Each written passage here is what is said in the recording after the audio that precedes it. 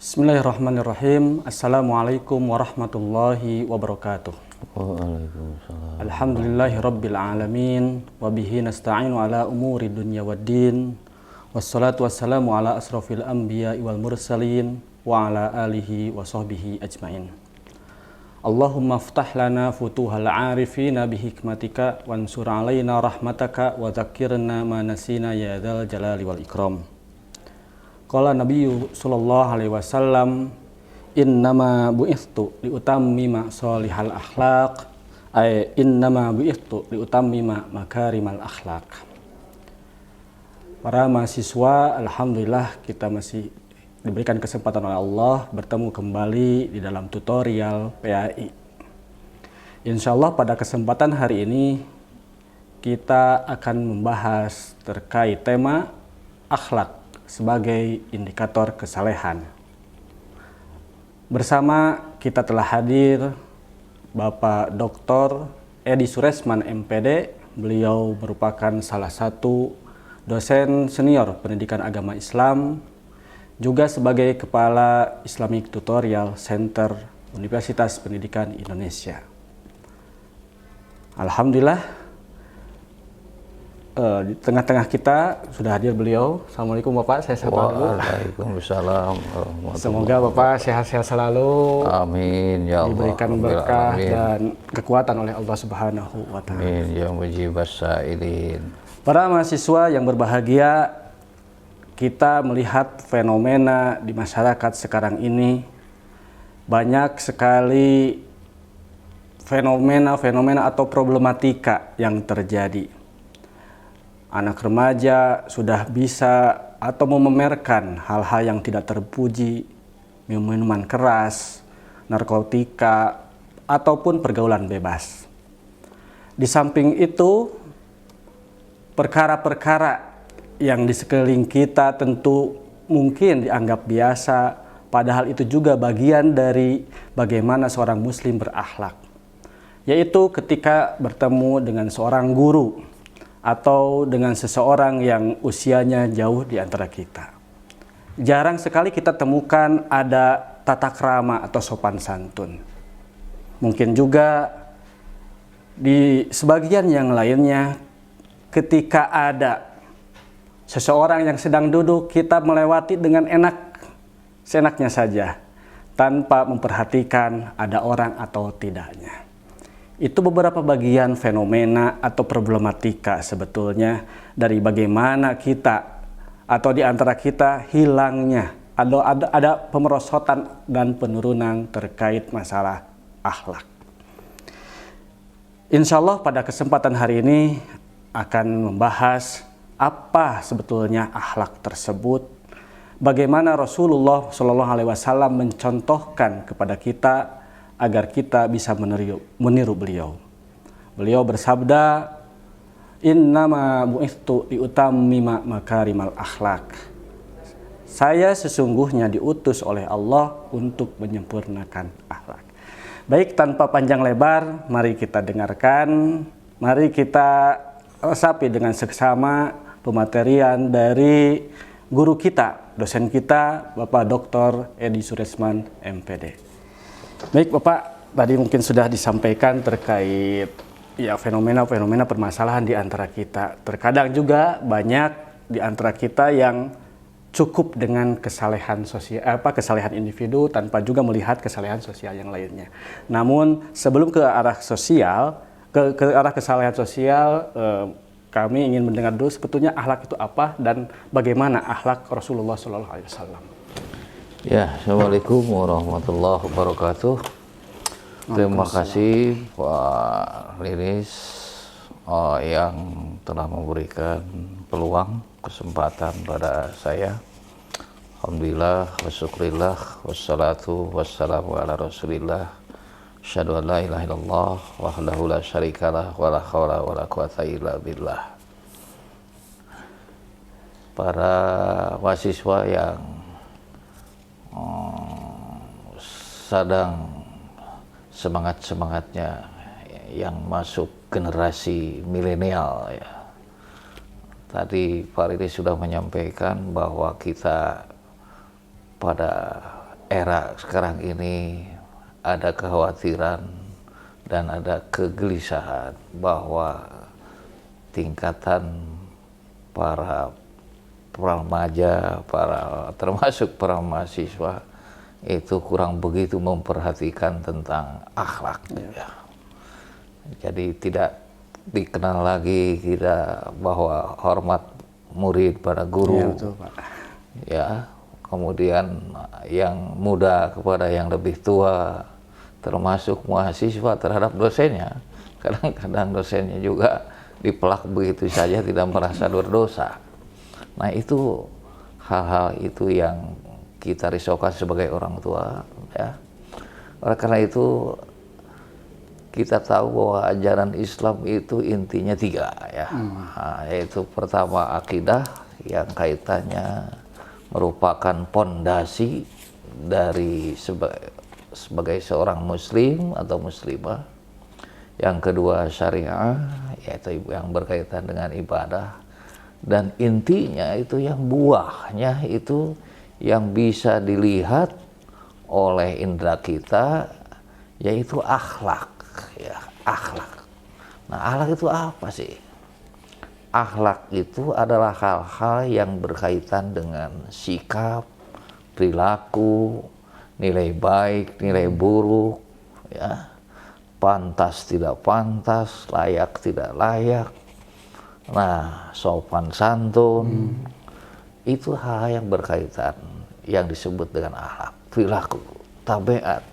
Dan akhlak itu tidak bisa dibuat secara spontan, ya, sebab ini harus ada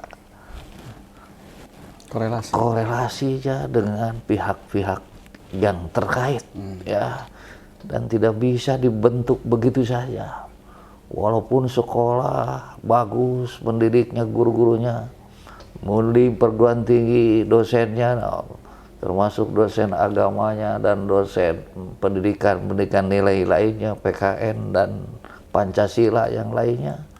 Tapi kalau lembaga terkait yang lainnya tidak turut serta, ikut membinanya, mendidiknya, mengarahkannya, yaitu di informal, yaitu di keluarga, kemudian di non formal, di lingkungannya, itu tidak akan signifikan hasilnya. Berarti harus ada integrasi. Harus ada keterpaduan semua antara semua sistem yang terkait, itu baru akan ada hasil yang signifikan.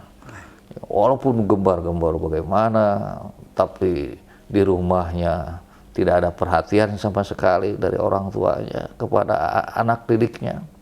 Wah, itu dia, mereka akan cuek-cuek saja, akan begitu saja, tidak akan terpengaruh. Kalau seperti itu antara guru atau dosen, kemudian orang tua, sekaligus lingkungan itu harus mesti ada kerjasama yang baik. Jadi ada kooperatif, ya, ada kooperatif. Makanya di situ tanggung jawab pendidikan itu harus tanggung jawab bersama. Jadi tidak bisa partikulir atau parsial, ya, tapi harus holistik. Nah, kemarin Dirjen Kemendikbud tatkala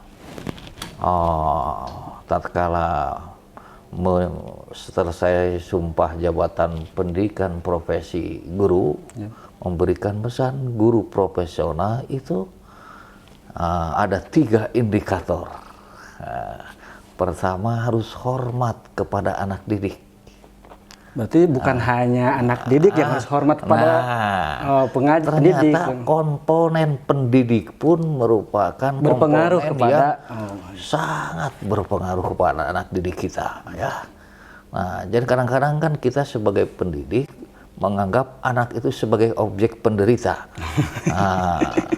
Nah, itu tidak boleh. Jadi harus hormat bahwa anak didik itu merupakan subjek juga. Betul. Ya, jadi kalau istilah bahasa antropologinya itu homo educandum, ya. Jadi manusia yang bisa dididik, ya. Nah itu. Yang kedua apa? Harus relevan. Jadi relevan dengan kebutuhan anak didik kita. Nah, dan yang ketiga yaitu harus holistik. Nah, holistiknya. ini yang holistik ininya ini yang sering diabaikan, yaitu antara aspek kognitif, afektif, dan psikomotorik. Nah, itu bagaimana sih? Makanya Rasulullah SAW itu merupakan manusia yang utuh, yang menjadi suri teladan bagi semuanya. Rahmatan lil alamin. Jadi bukan hanya untuk orang Islam saja, tapi siapapun di luar Islam itu sampai beliau itu dijadikan contoh, baik oleh kawan maupun oleh lawan. Karena apa? Karena memang begitu dia kepribadiannya itu utuh, kokoh. Sehingga tatkala Siti Aisyah ditanya oleh sahabat, bagaimana sih akhlak Rasul itu? Aisyah menjawab, khuluquhu Al-Quran. Akhlak Rasul itu adalah Al-Quran yang berjalan. Jadi ketika kita ingin mengetahui akhlak Rasul, baca Al-Quran juga mungkin seperti itu. Al-Quran dan harus memahaminya dan mempraktekannya kalau mau utuh seperti apa yang diaktualisasikan oleh Rasulullah Sallallahu Alaihi Wasallam. Karena itu Rasul itu dipuji oleh Allah sendiri. Ya, dalam surat Al-Qalam ayat 4. Innaka la'ala khuluqin azim.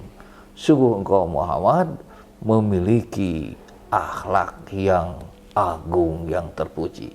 Itu Allah sendiri.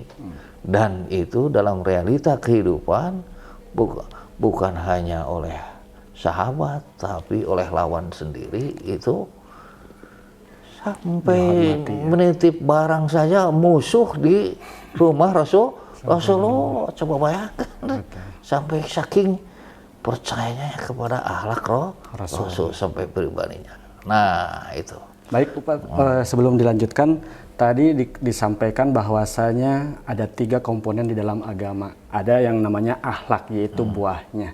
Nah, bagi seseorang yang beragama di dalam ibadahnya bagus, kemudian di dalam akidahnya bagus juga, tetapi pada tataran akhlaknya kurang, itu bagaimana? Nah, bagus itu kata siapa?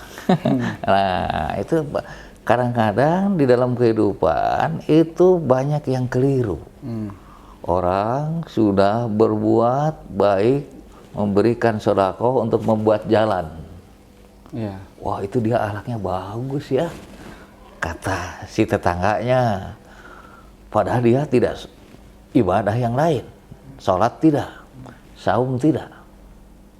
Kemudian kemusyrikan untuk mencari kekayaan datang ke Nyi Roro Kidul.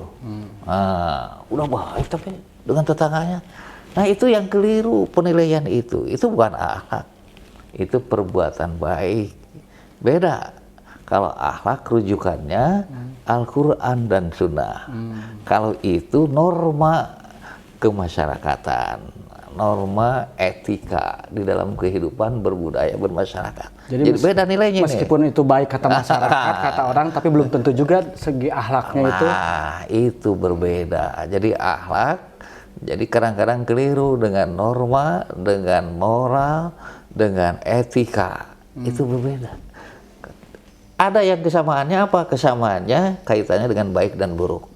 Samanya baik, buruk, kebiasaan, adat, itu samanya. Tapi nilainya, sumbernya itu yang berbeda.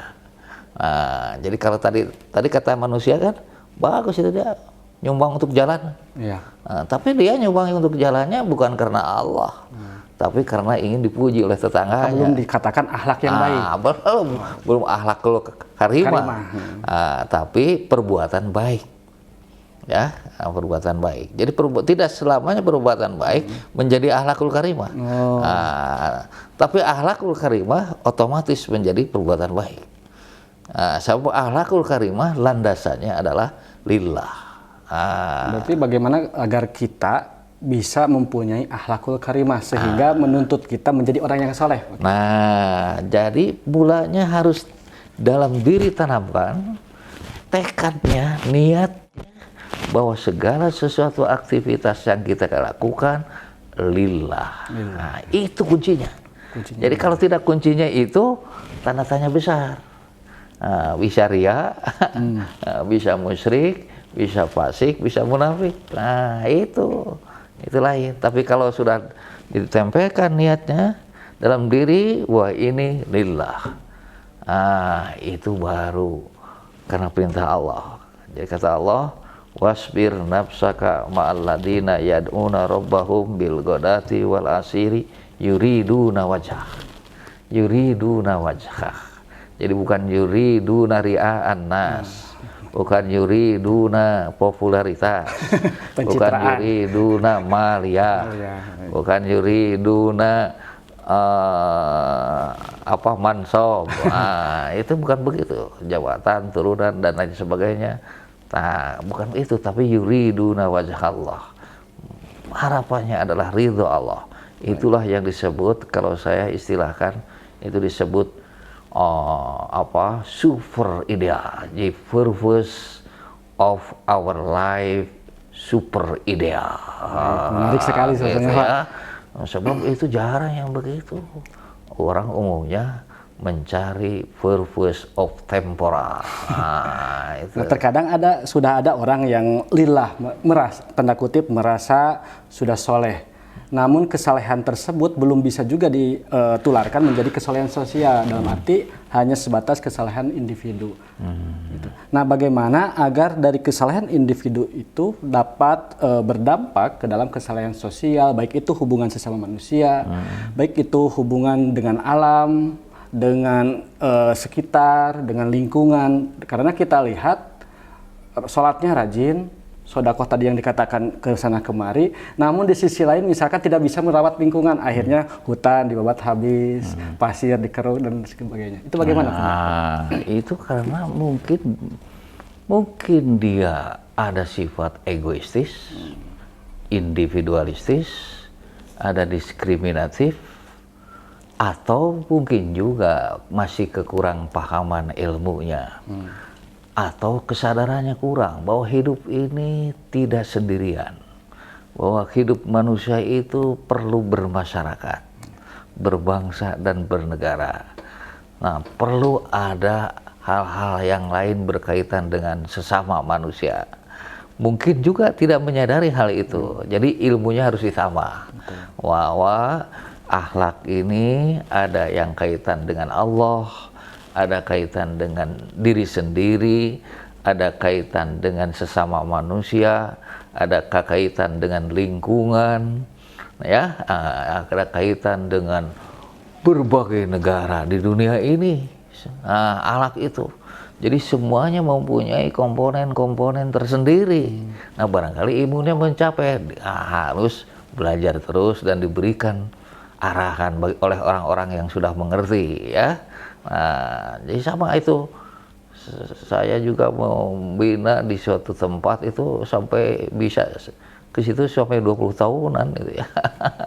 Begitu ya, bisa menyadarkan masyarakat yang tidak paham akan itu. Ada orang yang sehari-harinya itu dia sudah cukup, sudah tidak kekurangan apapun, tapi dia hidupnya itu mandiri sendiri aja ya, tidak mau bergaul dengan tetangga, dengan masyarakat, takut diminta infak atau kemana. Begitu. Itu, tapi alhamdulillah sedikit demi sedikit ternyata ada pendekatan yang secara persuasif, secara hikmah, secara mau'idhah, secara mujadalah. Nah, sedikit-sedikit ikutan sekarang lumayan gitu ya. Tidak bleng begitu seperti sebelumnya. Nah, itu memang harus ada orang yang mengerti, yang melakukan dakwah ya. Gitu. Baik Pak Dokter, saya teringat dengan hadis, ada sahabat yang bertanya kepada Rasul, Islam yang bagaimanakah yang paling baik? Kata Rasul, qala tut'imut ta'am wa taqra'us salam ala man arafta wa man lam ta'rif. Nah, jadi Islam yang paling baik itu adalah bagaimana memberikan makanan, kemudian menebarkan salam atau sapaan atau menebarkan keamanan kepada orang yang tidak diketahui, orang yang diketahui dan tidak diketahui. Nah, kalau melihat fenomena di masyarakat dengan yang diketahui sudah biasa.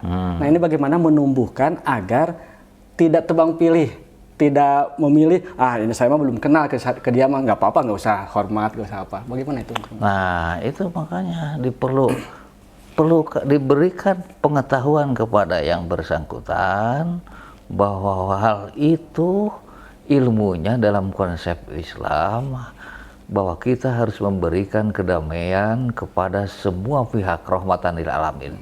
Seperti hanya kita dalam sholat, pas akhir salam kan, akhir salam, assalamualaikum ke sebelah kanan, assalamualaikum sebelah kiri, kan yang sebelah kanan kita belum tentu dikenal oleh kita. Betul. Sebelah kiri kita belum tentu dikenal oleh kita kan. Nah, tapi kita mendoakan supaya di sebelah kanan kita supaya ada kedamaian, keselamatan, kesejahteraan, kemakmuran. Kan luar biasa itu. Islam itu ya. Coba luar biasa. Mana jarang Sebetulnya dalam ibadah juga sudah ada simbol-simbol nah, gitu ya. itu sudah simbol konsepnya, karena mungkin tidak memahaminya ya. Oleh karena itu wajib kita ini dakwah ya terus-terusan, jadi tidak boleh hanya diberikan kepada orang-orang tertentu saja ya. Jadi yang awam harus dididik sedikit-sedikit ya, tambah sedikit-sedikit, dan insya Allah itu mereka sedikit demi sedikit itu akan paham, akan ngerti itu. Mungkin malu-malu ya, mau ketemu dengan orang yang tidak dikenal gitu ya, Ya, tiba-tiba senyum gitu ya. kadang ada pertanyaan di belakang, emang kenal? Gitu. Jadi sehingga Nah itu jadi jangan nanti kalau bertanya dia yang bersangkutan, nah kita jelaskan. Nah gini ya, bahwa dalam konsep Islam itu kita disunahkan untuk memberikan salam kepada yang kenal maupun yang tidak kenal. Kalau tahu bahwa yang tidak dikenal itu adalah mereka orang Islam, gitu tuh. Tapi kalau dia tahu misalnya orang itu yang non Islam, jangan, kita tidak boleh mengatakan salam kepada Yahudi, kepada Nasrani. Nah, terkait sapaan barusan, apakah harus dengan salam assalamualaikum atau misalkan mengikuti budaya kita di Sunda, misalkan punten, kalau di Jawa misalkan permisi gimana? Oh, kita sudah jelas melihat bahwa itu adalah sebagai muslim muslimat, assalamualaikum.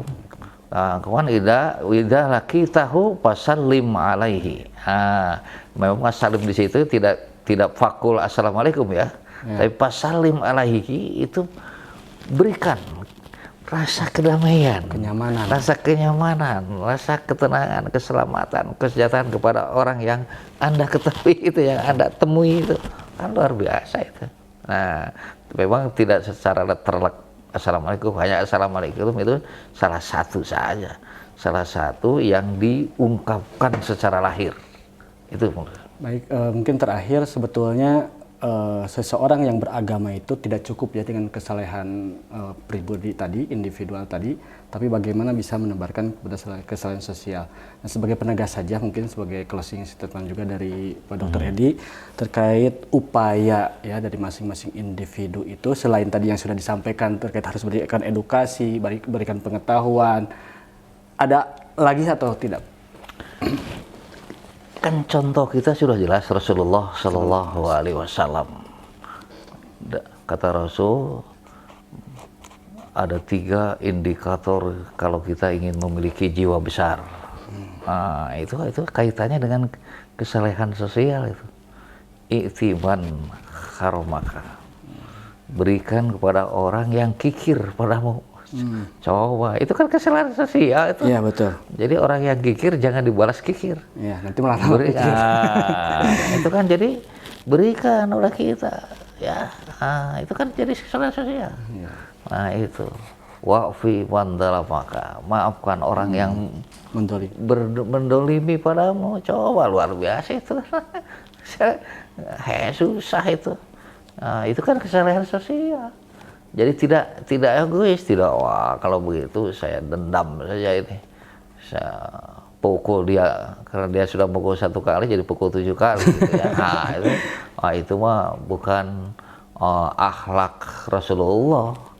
Akhlak Rasulullah itu luar biasa ya. Nah, itu jadi begitu, jadi apa dibiasakan, memang kitanya sendiri harus punya tekad, harus punya niat bahwa kita ingin menjadi orang yang soleh gitu ya, orang baik soleh individu maupun soleh sosial, dan sadar bahwa hidup ini tidak sendirian, bahwa hidup ini perlu bersama-sama dengan orang lain, berbahagia banyak orang itu lebih nikmat dibandingkan hanya bahagia diri sendiri gitu Dan ya. kesalehan itu dibentuk dengan akhlak yang mulia ya. Akhlak yang otomatis ya, kalau akhlak madmumah, akhlak yang tercela itu akan membuat kerusakan dan kehancuran itu tidak hanya pada lingkungan tapi juga dirinya sendiri hancur dan lingkungannya juga akan hancur. Walaupun lingkungan itu sebagian ada yang baik ikut hancur juga. Oleh karena itu yang sudah baik itu jangan merasa dirinya sendiri sudah baik, diam diri. Nah itu tidak boleh, maka harus memperhatikan teman-teman kita yang masih belum baik, yang belum soleh, diajak untuk soleh bersama-sama. Menarik sekali sebetulnya Pak Dr. Edi. Hanya saja mungkin waktu Terima kasih. membatasi kita. Luar biasa, mudah-mudahan ke depannya kita bisa diskusi kembali, bisa sharing tentang ya fenomena-fenomena yang terjadi, kemudian didekati dengan pendekatan spiritual yang tadi. Makanya ditutup hadis Nabi itu kan gitu, akmalul mu'minina imanan ahsanuhum khuluqa. Paling sempurna imannya orang yang mukmin itu akhlaknya paling terbaik. Ahsanu pakai isim tabdil kan. Iya. Ahsanu paling baik. Jadi super excellent. Jadi yang tadi bakal hancur ketika akhlaknya belum baik ya, ngapain juga ibadah mungkin. Itu aku sampai begitu kan Nabi mengatakan luar biasa ya, luar biasa. Baik, terima kasih sekali lagi. Mudah-mudahan apa yang tadi disampaikan oleh Pak Dr. Edi Suresman dapat kita ambil pelajarannya, tidak hanya pelajaran tetapi bagaimana kita mengamalkannya. Rasulullah Muhammad SAW akhlaknya yaitu akhlak Al-Quran. Sehingga jika kita ingin tahu bagaimana akhlak beliau, baca Al-Quran, pahami maknanya, kemudian amalkan. Tidak hanya itu, pendidikan akhlak atau bagaimana menjadikan generasi-generasi kita dengan akhlak yang baik, yaitu harus ada keterpaduan semua pihak. Bukan hanya tugas pendidik, tetapi tugas orang tua, lingkungan, dan semuanya. Sehingga kita dapat menciptakan atau menghadirkan generasi-generasi yang baik pula. Mungkin itu yang bisa disampaikan pada kesempatan tutorial PAI hari ini. Mudah-mudahan sekali lagi kita dapat mengambil ibrah dan terus kita menambah wawasan, sehingga kita dengan menambah wawasan maka bertambah pula kebijaksanaan dari kita semua. Saya Rizis Henugraha pamit undur diri. Wassalamualaikum warahmatullahi wabarakatuh. Waalaikumsalam.